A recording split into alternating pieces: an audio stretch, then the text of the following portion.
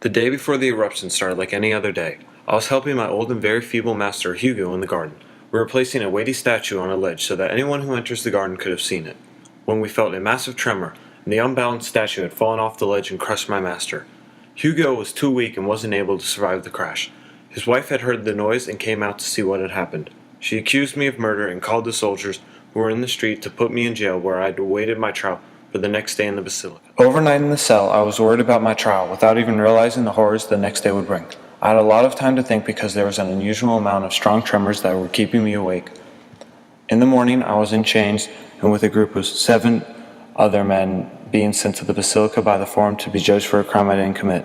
Mount Vesuvius had strange dark clouds coming from it, and everyone was in the streets looking at it. The smart people left then, and I would have too if I hadn't been arrested.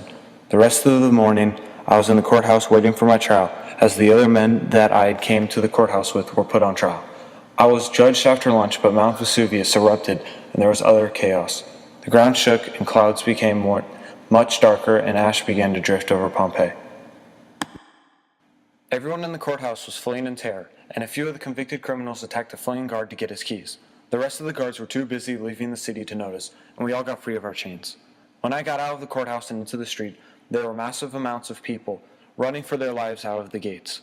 Half of the people I went with to the basilica started looting the stores and houses in all of the commotion.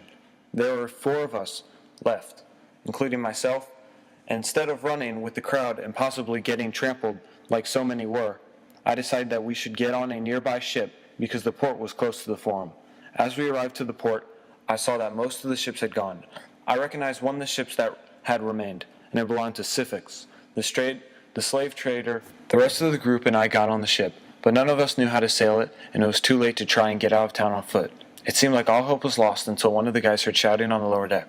We all went down to check it out and saw Syphax locked in one of his cells that he uses to transport slaves.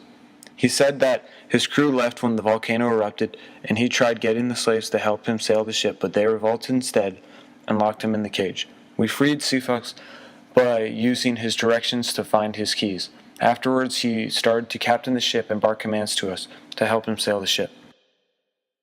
As we left the docks, the city was still in chaos, with people trapped within it, while the volcano spewed ash over Pompeii. The farther away we got, the more and more Pompeii shrunk and became a thing of the past. We sail off into the unknown while I am writing this now on the lower deck of the ship. I fear the worst for Pompeii, but now I am free, for the eruption was a blessing in disguise. I catch a last view of Pompeii before it thinned out into the horizon as I await a new future.